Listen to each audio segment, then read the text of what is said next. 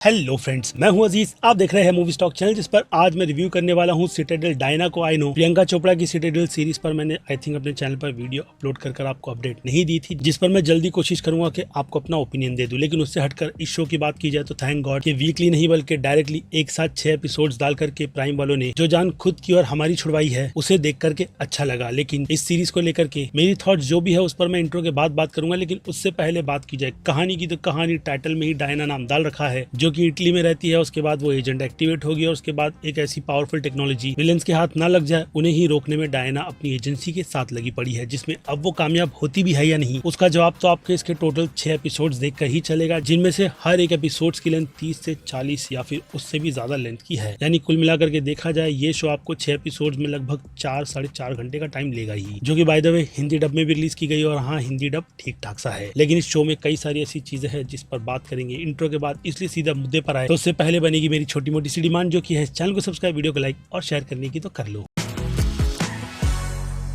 So friends, देखा जाए तो प्राइम वालों को जिस तरीके का चूना रूसो ब्रदर्स की तरफ से लगाया गया है सिटाडेल के पूरे बेकार से यूनिवर्स को बना करके, तो उन सब में भी ये सीरीज कुछ भी नया ना एक्सप्लोर करते हुए आपको देती है काफी अच्छी खासी कंफर्टेबल सी नींद। जी हाँ, अगर आपको सोने में दिक्कत आ रही है तो रिंग्स ऑफ पावर के बाद इस शो ने भी आपकी वो कमी बस सिर्फ 6 एपिसोड्स में ही पूरी कर दी है। जिस शो की कहानी अगर आप सोकर भी उठोगे तो इधर से उधर नहीं हो रही। यानी स्लो पेस पर उन्हें लगा कि वो लोग एक काफी अच्छे हैवी प्रोडक्शन वाले शो को बना रहे हैं, जो कि एक्शन से भी लोगों को डिसअपॉइंट नहीं करेगा। लेकिन घंटा मेरा मेकर्स ने मुझे लगता है कि बाकी दूसरे कंटेंट की तरफ ध्यान ही नहीं दिया, जिन सब ने ये चीजें पहले ही एक्सप्लोर कर रखी हुई है। जिसमें ईथन हंट नाम के बंदे का अगर नाम सुना है तो भाई थोड़ी शर्म करके, अगर तुम अपने यूनिवर्स में कुछ अच्छा कर सकते हो तो ढंग से बिल्ड कर ऑडियंस को दो। तुमने 1 साल का इस शो का आई थिंक प्रियंका चोपड़ा के एंड में टीजर दिखा करके अनाउंस किया था, जहां पर अब इंडियन वर्जन किस तरीके का टेक लेगा वो तो मुझे नहीं पता। लेकिन खैर, इस यूनिवर्स की दूसरी अडेप्टेशन भी पूरी तरीके से फ्लैट पड़ गई, जिसमें एक्टर्स बहुत ठीक ठाक से थे, जो मुझे लगता है कि अगर नई ऑडियंस देखेगी तो उन्हें काफी ज्यादा एक्टर्स नहीं बल्कि पूरा शो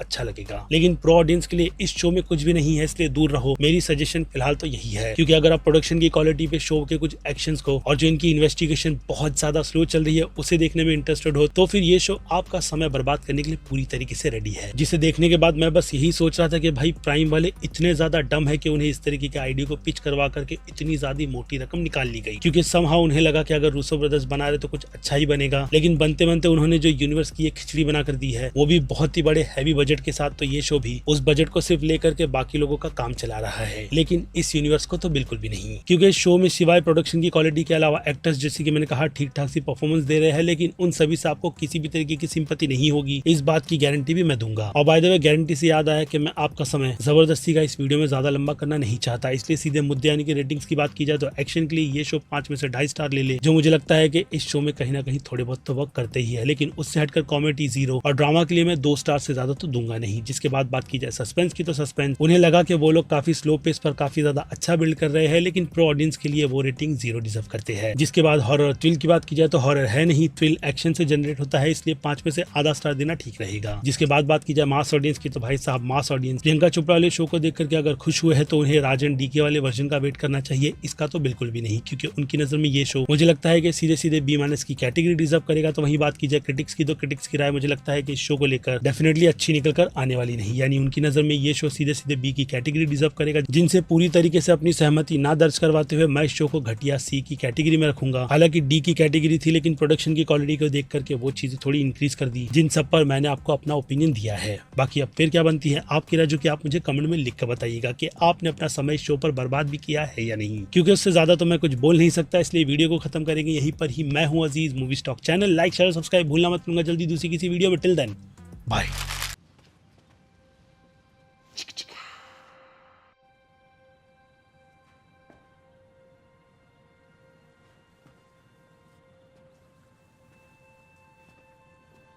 You're still here.